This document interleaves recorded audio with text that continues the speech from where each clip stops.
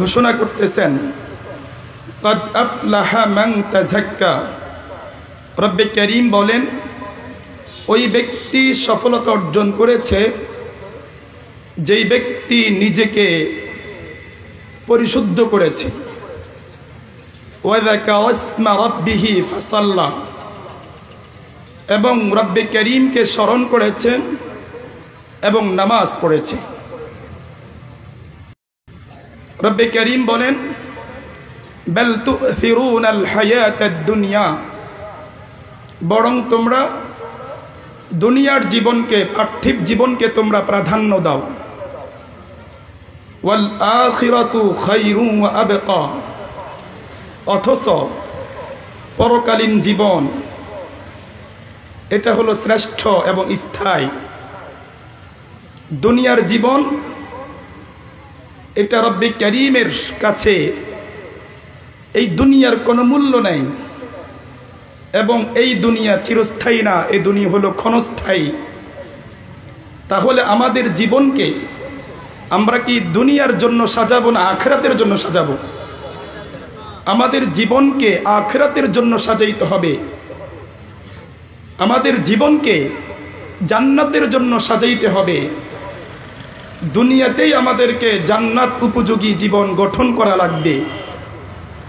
দুনিয়াতে যদি জান্নাত উপযোগী জীবন গঠন না করি তাহলে পরকালীন মুক্তির আশা করা সম্ভব না।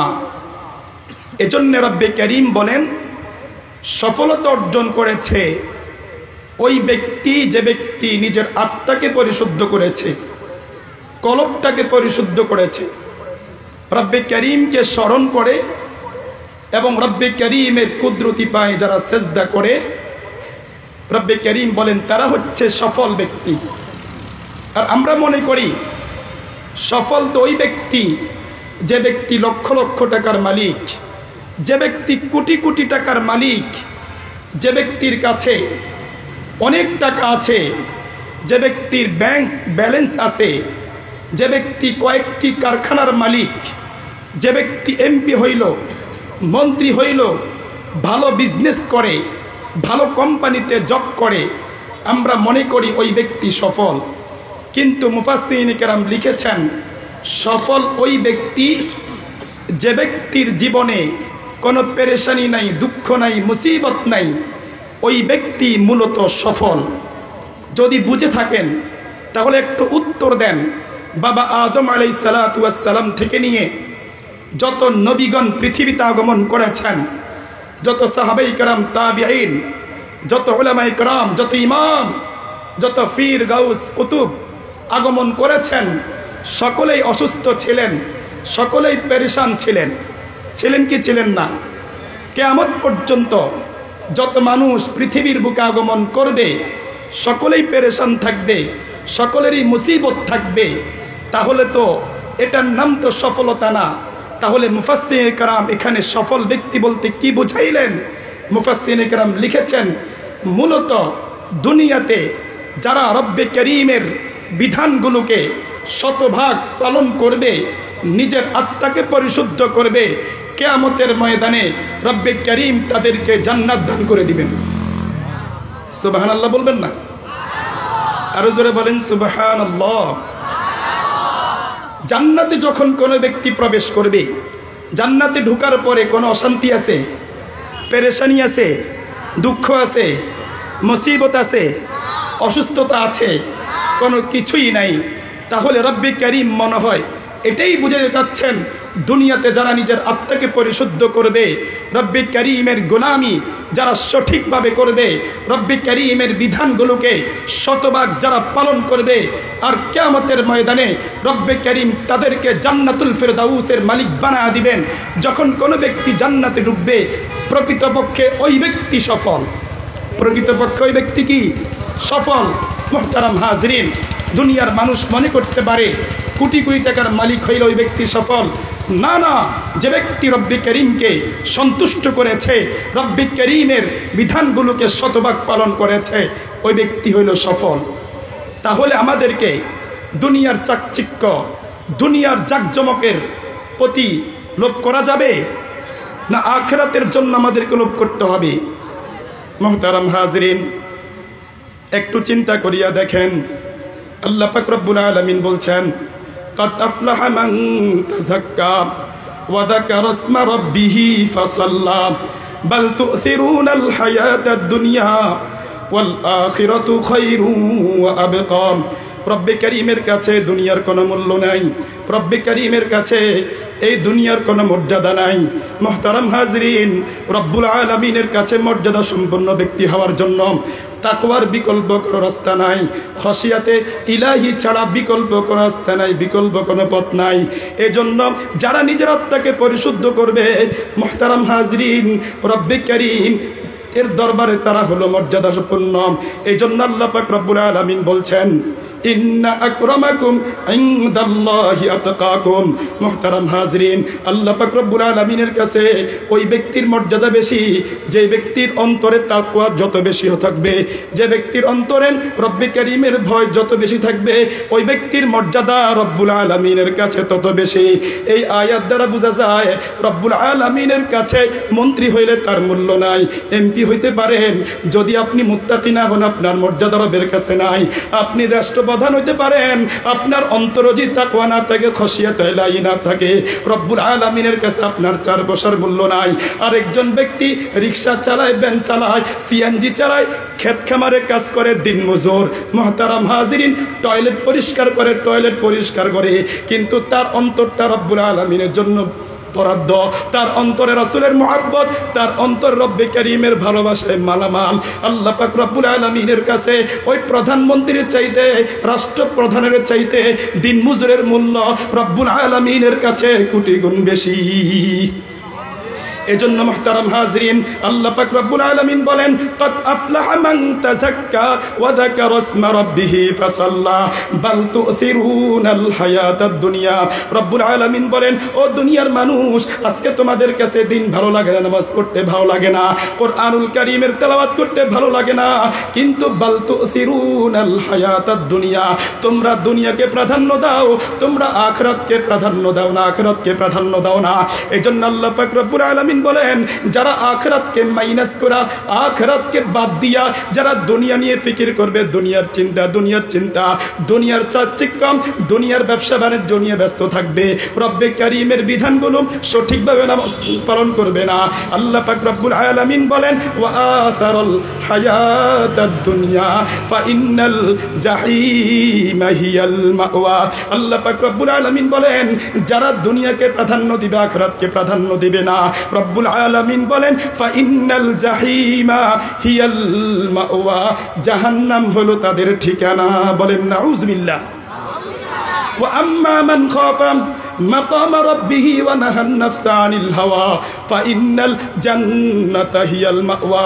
রব্বে কারীম বলেন, ও দুনিয়ার মানুষ, আর যার অন্তরে, যে ব্যক্তির অন্তরে আমি আল্লাহ পাকের ভয় আছে, যে ব্যক্তির অন্তরে জাহান্নামের ভয় আছে, যে ব্যক্তি জান্নাতের আশায় আমল করে, আল্লাহু আকবার, রব্বুল আলামিনের বিধানগুলোকে সঠিকভাবে পালন করে, ওয়া আম্মা মান খাফা মাকাম রাব্বিহি ওয়া নাহান নাফসা আনিল হাওয়া, আর খায়ের সাথে নফসানির পূজা করে না। নফস চায় গান বাজনা শুনতে, সেই গান বাজনা শুনে না। নফস চায় আল্লাহু আকবার ইয়াবা সেবন করতে, সেই ইয়াবা সেবন করে না। নফস চায় আড্ডাবাজি করবাল্লাই, গীবত করবাল্লাই, শাকায়াত করবাল্লাই, পরনিন্দা করবাল্লাই, কিন্তু সে পরনিন্দা করে না, গীবত করে না, সে শাকায়াত করে না। নফসের বিরুদ্ধে সে চলে, সব সময় রব্বুল আলামিনের শরণ তার অন্তরে থাকে। রব্বুল আলামিন বলেন ফাইন্নাল জান্নাতা হিয়াল মাওয়া, জান্নাত হলো তাদের ঠিকানা। এই জন্য মুহতারাম হাজরিন, সাহাবায়ে কেরাম দুনিয়া বিমুখ ছিলেন। হযরত আবু যর গফারি রাদিয়াল্লাহু তাআলা আনহু দুনিয়া বিমুখ ছিলেন।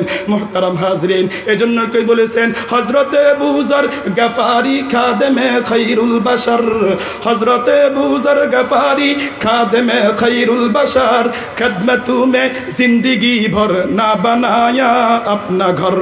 हजरत अबू जर गफारी रदियल्लाहु তাআলা আনহু এমন একজন সাহাবী ছিলেন, সব সময় রাসূলের দরবারে পড়ে থাকতেন, রাসূলের খেদমত করতেন, ও রাসূলের জন্য পাগল পারা ছিলেন। মুহতারাম হাজির, নিজের ঘরটা পর্যন্ত বানান নাই। সাহাবাই কেরাম ছিলেন প্রকৃতপক্ষে রাসূলের জন্য আশিক ও রাসূলের প্রেমিক, দুনিয়া বিমুখ ছিলেন সাহাবাই কেরাম। একটা নমুনা আপনাদেরকে শোনাই, আপনারা অনেকেই জানেন সাঈদ ইবনে আমির আল জুমাহি রাদিয়াল্লাহু তাআলা আনহু একজন দুনিয়া বিমুখ সাহাবী। জিনার দুনিয়ার বিমুখতা শুনে হযরতে ওমর রাদিয়াল্লাহু তাআলা আনহু পর্যন্ত আশ্চর্য বোধ করেছেন। হযরত ওমর রাদিয়াল্লাহু তাআলা আনহুর খেলাফতকালে হযরতে সাঈদ ইবনে আমির আল জুমাহি রাদিয়াল্লাহু তাআলা আনহুকে হিমসের গভর্নর নির্ধারণ কইরা আমিরুল মুমিনিন হযরত ওমর ফারুক রাদিয়াল্লাহু তাআলা আনহু তিনাকে হিমসে পাঠাইলেন। হিমসে পাঠানোর পরে কিছুদিন পরে হিমস থেকে একটা প্রতিনিধির দল আমিরুল মুমিনিন খলিফাতুল মুসলিমিন হযরত ওমর ফারুক রাদিয়াল্লাহু তাআলা এর কাছে আসছে। আসার পরে খলিফাতুল মুসলিমিনকে বলে, আমিরুল মুমিনিন, হিমসের মধ্যে অনেক গরিব আছে, দরিদ্র আছে, অসহায় আছে, আমরা একটা তালিকা আনলাম, আপনি রাষ্ট্রীয় কোষাগার থেকে তাদের জন্য একটা বরাদ্দ দিয়া দেন। আমিরুল মুমিনিন হযরত ওমর ফারুক রাদিয়াল্লাহু তাআলা আনহু যখন 100 লোকের যখন তালিকা পাইছেন, তিনি দেখতেছেন প্রথম নম্বরে যার নাম হযরতে সাঈদ ইবনে আমির আল জুমাহি রাদিয়াল্লাহু তাআলা আনহু। হযরত ওমর রাদিয়াল্লাহু তাআলা আনহু আশ্চর্য হইয়া জিজ্ঞেস করলেন, আমিরুকুম আফকারুকুম, তোমাদের গভর্নর বুঝি তোমাদের মধ্যে সবচেয়ে বেশি গরিব, সবচেয়ে বেশি অসহায়? হিমসের প্রতিনিধি ডাক দিয়া বলে, আমিরুল মুমিনিন আমিরুনা আফকারুনা, আমাদের আমির, আমাদের গভর্নর আমাদের মধ্যে সবচেয়ে বেশি দরিদ্র, সবচেয়ে বেশি অসহায়। মুহতারাম হাজরিন, আমিরুল মুমিনিন হযরত ওমর ফারুক রাদিয়াল্লাহু তাআলা আনহু যখন এটা শুনতে পেলেন, সাথে সাথে আশ্চর্য বোধ করলেন। আশ্চর্য হইয়া তিনি আমিরুল মুমিনিন তিনার পক্ষ থেকে সাঈদ ইবনে আমির আল জুমাহি রাদিয়াল্লাহু তাআলা আনহুর জন্য 1000 স্বর্ণ মুদ্রা হাদিয়া পাঠাইলেন দুধের মাধ্যমে। কার মাধ্যমে? একজন দুধের মাধ্যমে। মুহতারাম হাজরিন, 1000 স্বর্ণ মুদ্রা সাঈদ ইবনে আমির আল জুমাহি রাদিয়াল্লাহু তাআলা আনহুর কাছে পাঠাইলেন। দূর যখন হিমসে গিয়া সাঈদ ইবনে আমির আল জুমাহি রাদিয়াল্লাহু তাআলা আনহুর কাছে এটা হস্তান্তর করলেন। সাথে সাথে তিনি পড়তে লাগলেন, ইন্না লিল্লাহি ওয়া ইন্না ইলাইহি রাজিউন। সাঈদ ইবনে আমির আল জুমাহি রাদিয়াল্লাহু তাআলা আনহু হাদিয়া পাওয়ার পরে পড়ে, ইন্না লিল্লাহি ওয়া ইন্না ইলাইহি রাজিউন। আর আমরা হইলে কি করতাম? আমাদেরকে কেউ 500 টাকা হাদিয়া দিলে, 1000 হাদিয়া দিলে আমরা তার প্রশংসা করি, আমরা বলি আলহামদুলিল্লাহ। আলহামদুলিল্লাহ বলা এটা না জায়েজ না, এটা আরাম না, এটাও প্রয়োজন, এটা জায়েজ। কিন্তু তিনার অবস্থা আর আমাদের অবস্থা এক না। তিনি ছিলেন সম্পূর্ণ দুনিয়া বিমুখ, সম্পূর্ণ দুনিয়া বিমুখ। মুহতারাম হাজরিন, স্ত্রী পর্দার আল থেকে প্রশ্ন করে, সাঈদ ইবনে আমির আপনি কেন পড়লেন ইন্না লিল্লাহি ওয়া ইন্না ইলাইহি রাজিউন? আকুতিলা ওমর ইবনুল খাত্তাব, ওমর রাদিয়াল্লাহু তাআলা আনহু কি যুদ্ধের ময়দানে শহীদ হয়ে গেছেন? সাঈদ ইবনে আমির আল জুমাহি রাদিয়াল্লাহু তাআলা আনহু বলেন, স্ত্রী না, এর চাইতে ভয়ানক ঘটনা ঘটছে। কি ঘটনা? আকুতিলাল মুসলিমুনা ফিল মারিকা, যুদ্ধের ময়দানে সমস্ত মুসলমানরা কি শাহাদাত বরণ করেছে? বলে না, স্ত্রী এর চাইতে আরো ভয়ানক ঘটনা ঘটছে। কি ঘটনা? উদখিলাত আলাইহা দুনিয়া, আমার কাছে দুনিয়া ঢুকাইয়া দেওয়া হয়েছে, আমাকে দুনিয়া পাঠানো হয়েছে আমার আখিরাতকে ধ্বংস করার জন্য। স্ত্রী তুমি আমাকে সহযোগিতা করবা কিনা বলো? এই স্বর্ণ মুদ্রাগুলো এই রাষ্ট্রপ্রধানের দুধ থাকা অবস্থায় এগুলা গরিবদের মাঝে বন্টন করে দাও। 1000 স্বর্ণ মুদ্রা, আল্লাহু আকবার, ভাগ কইরা। মুহতারাম হাজরিন, হিমসের মধ্যে যারা গরিব ছিল, অসহায় ছিল, দরিদ্র ছিল, তাদের মাঝে বন্টন করে দিয়েছে। বলেন সুবহানাল্লাহ। মুহতারাম হাজরিন, দুধ এই ঘটনা যখন দেখলো, দুধ করে কি বুঝলাম না, আমিরুল মুমিনিনের হাদিয়া পর্যন্ত সাঈদ গ্রহণ করেন নাই। সাথে সাথে আমিরুল মুমিনিন হযরত ওমর ফারুক রাদিয়াল্লাহু তাআলা আনহুর কাছে যায় বলতেছে, আমিরুল মুমিনিন সাঈদ ইবনে আমির কেমন গভর্নর, কেমন দুনিয়া বিমুখ আপনি জানেননি? আপনি যে 1000 স্বর্ণ মুদ্রা তিনাকে হাদিয়া দিলেন, এগুলা তিনি গ্রহণ করেন নাই, তিনি হিংসের জনগণের মাঝে তিনি বন্টন করে দিয়েছেন। মুহতারাম হাজরিন, এরপরে আমিরুল মুমিনিন ঘোষণা দিলেন, আমি হিমসে সফর করব। আচ্ছা বলেন দেখি, বর্তমান আমাদের অন্তর্বলীন সরকার ডক্টর ইউনূস যদি শুনে আমার একজন মন্ত্রী এমন আছে, আমার একজন রাষ্ট্রীয় দায়িত্বশীল এমন আছে যে সবচেয়ে বেশি গরিব, মানুষের টাকা মেরে খায় না, জনগণের টাকা মেরে খায় না, তাহলে তিনি ইচ্ছা করবেন ফেনীতে যেহেতু আমার একজন লোক আছে, আমি ফেনীতে সফর করব। ফেনীতে কি করব? সফর করব। মুহতারাম হাজরিন, আমিরুল মুমিনিন একটা ডেট দিলেন, আমি অমুক দিন হিমসে সফর করব। আল্লাহু আকবার। তিনি আসলেন, লক্ষ লক্ষ মানুষ জড়ো হইয়া গেল। আমিরুল মুমিনিন সবাইকে লক্ষ্য করে জিজ্ঞেস করলেন, আমার নিযুক্ত গভর্নর সাঈদের বিরুদ্ধে তোমাদের কোনো অভিযোগ আসেনি? একজন দাঁড়ায়া বলে, আমিরুল মুমিনিন আমার একটা অভিযোগ আছে। কি অভিযোগ? কয়, আমাদের গভর্নর সাঈদ ইবনে আমের তিনি প্রতিদিন আসতে লেট করে। এক নম্বর অভিযোগ কি? প্রতিদিন তিনি অফিসে আসতে লেট করে। আরেকজন দাঁড়া বলে, আমিরুল মুমিনিন আমার একটা অভিযোগ আছে। কি অভিযোগ? তিনি প্রতি সপ্তাহ অথবা মাসে একদিন তিনি অফিস করেন না। আরেকজন দাঁড়ায় বলে, আমিরুল মুমিনিন আমার একটা অভিযোগ আছে। কি অভিযোগ? তিনি মাঝে মাঝে বেহুশ হয়ে যান। আরেকজন দাঁড়ায় বলে, আমিরুল মুমিনিন আমার একটা অভিযোগ। কি অভিযোগ? তিনি দিনের বেলা আমাদের কথা শুনে আমাদের খেদমত করেন, কিন্তু রাতের বেলায় তিনি কারো খেদমত করেন না, তিনি জনগণের সেবা করেন না। অভিযোগ কয়টা? 4টা অভিযোগ।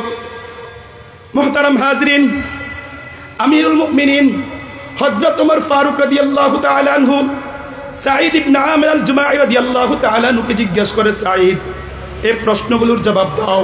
1 নম্বর অভিযোগ তোমার বিরুদ্ধে, তুমি প্রতিদিন অফিসে কেন দেরি করে যাও? সাঈদ ইবনে আমির আল জুমাঈ রাদিয়াল্লাহু তাআলা আনহু ডাক দিয়া বলেন, আমিরুল মুমিনিন, যদিও নাকি আমি গভর্নর, কিন্তু আমি এমন একজন গভর্নর, আমার কোনো খাদেম নাই, আমার কোনো সেবিকা নাই, আমার স্ত্রীর কাজকর্মে আমি সহযোগিতা করি, নাস্তা বানানোর ক্ষেত্রে আমি সহায়তা করি, ভাত রান্না করার ক্ষেত্রে আমি সহযোগিতা করি। এই সহযোগিতা করতে করতে 2-4 মিনিট দেরি হয়ে যায়, এই জন্য আমি অফিসে আসতে আমি বিলম্ব করি।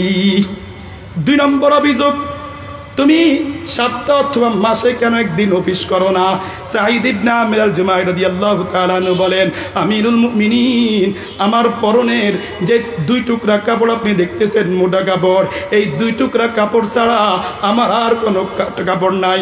আমি এই 2 টুকরা কাপড় আল্লাহু আকবার সময় নির্ধারণ করিয়া একবার আমি উপরেরটা ধুই, উপরেরটা শুকানোর পর এটা পরিধান করি, আবার নিচে যেটা পরিধান করি এটা আমি ধৌত করি।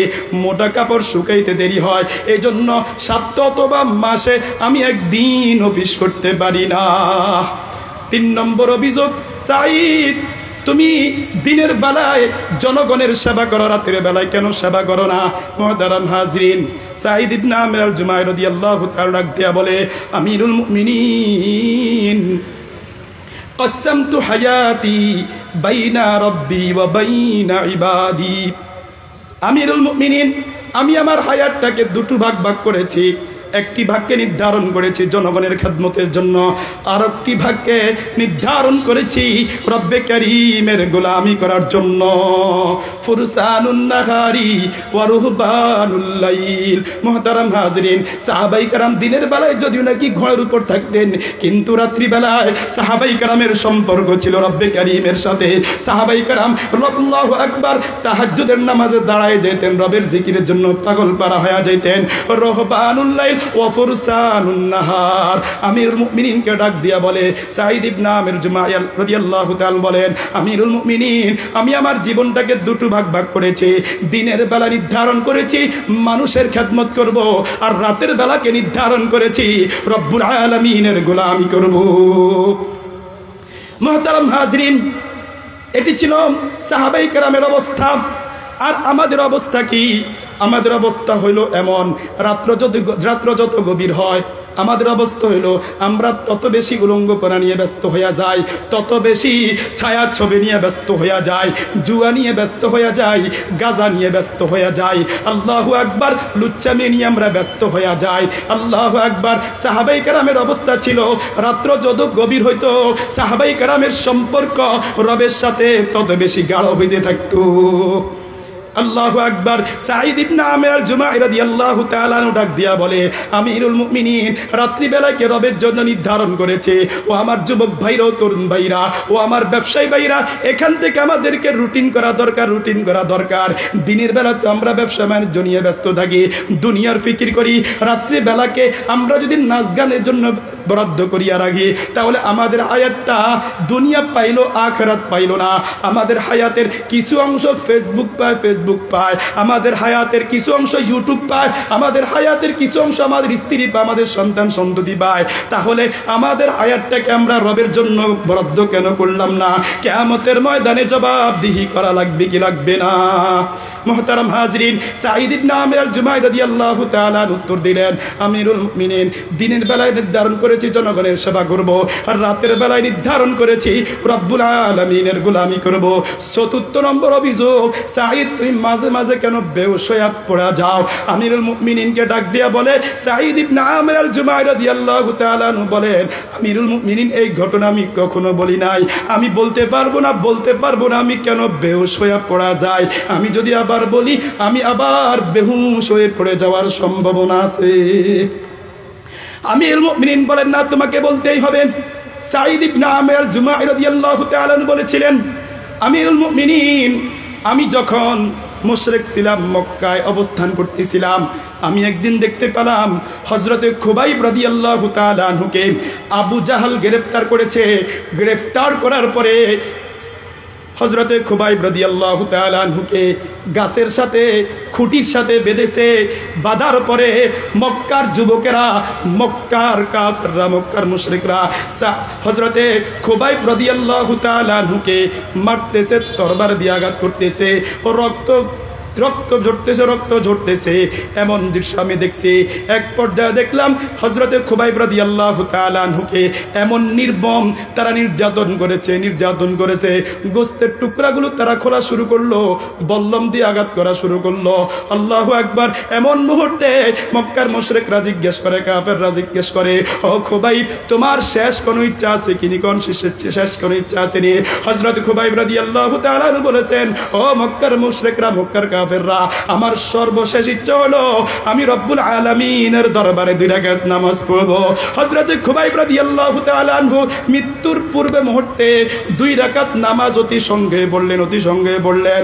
মুহতারাম হাজিরিন, 2 রাকাত নামাজ আদায় করার পরে হযরত খুবাইব রাদিয়াল্লাহু তাআলা আনহু কাফেরদেরকে লক্ষ্য করে বলেছিলেন, ও কাফেররা, তোমরা যদি এটা না মনে করতা যে আমি খুবাইব নামাজে বিলম্ব করতেছি, আমি ফাঁসির ভয়ে, আমি তোমাদের ভয়ে নামাজকে বিলম্ব করতেছি, যদি এটা তোমরা না মনে করতা, আমি রব্বুল আলামিনের দরবারে সেজদাগুলোকে আরো বেশি দীর্ঘস্থায়িত করতাম, রুকুর মধ্যে আরো একটু দেরি করতাম, কিন্তু তোমরা মনে করবা আমাদের ভয়ে সে নামাজকে বিলম্ব করতেছে। এজন্য রাসূল কারীম সাল্লাল্লাহু আলাইহি ওয়াসাল্লাম বলছেন, সিজদাতুন ওয়াহিদাতুন খায়রুম মিনাদ দুনিয়া ওয়া মা ফিহা। রব্বুল আলামিনের কাছে একটা সিজদার মূল্য কত? দুনিয়া এবং দুনিয়ার মধ্যে যা কিছু আছে, রব্বুল আলামিনের কাছে একটা সিজদার মূল্য এর চাইতেও কোটি কোটি গুণ বেশি দামি। এজন্য সিজদা পাওয়ার মালিককে আওয়াজ দিয়া বলেন, সিজদা পাওয়ার মালিককে। সিজদা করতে হবে রব্বুল আলামিনের দরবারে, সিজদা করতে হবে রব্বুল আলামিনের কদম ছাড়া আর কারো কদমে সিজদা দেওয়া যায় না। কিন্তু বড় দুঃখ এবং পরিতাপের বিষয় হলো, মুসলমানের সন্তান হইয়া আজকে মাজারে গিয়া সিজদা করে। কেউ মাইজ ভান্ডারে যায়, কেউ আমিন ভান্ডারে যায়, কেউ মতিন ভান্ডারে যায়, কেউ রাজার বাগে যায়, কেউ কুতুব বাগে যায়, কে গোলাপ শাহ মাজারে যাইয়া আল্লাহু আকবার রব্বুল আলামিনের কদমে সিজদা না করিয়া বাবার কদমে সিজদা দেয়। এমন মুসলমান বাংলাদেশে আছে না নাই? মুসলমান দাবি করে কিন্তু বুঝে না, আমি যে মাখলুককে সিজদা করলাম, আমার ঈমান চলে গেছে, আমি মুশরিক হয়ে গেছি। মুহতারাম হাজিরিন, লক্ষ্য করেন বর্তমান যুগে এমন একটা পরিস্থিতি। সর্বশেষ অভিযোগ, হযরত খুবাইব রাদিয়াল্লাহু তাআলা আনহু, খুবাইব রাদিয়াল্লাহু তাআলা আনহুকে আল্লাহু আকবার মর্মমভাবে তারা শাহাদাত বরণ করেছে। হযরতে সাঈদ ইবনে আমির আল জুমাহি রাদিয়াল্লাহু তাআলা আনহু বলেন, আমিরুল মুমিনিন হযরতে খুবাইব রাদিয়াল্লাহু তাআলা আনহু কিভাবে তারা শহীদ করেছে আমি স্বচক্ষে দেখেছি। আর এই দৃশ্য যখন আমার মনে আসে, আমি নিজেকে আর স্তব্ধ করতে পারি না, সাথে সাথে আমি জ্ঞান হারা হইয়া যাই। আল্লাহ পাক রব্বুল আলামিন আমাদেরকে এই দুনিয়া বিমুখ হয়ে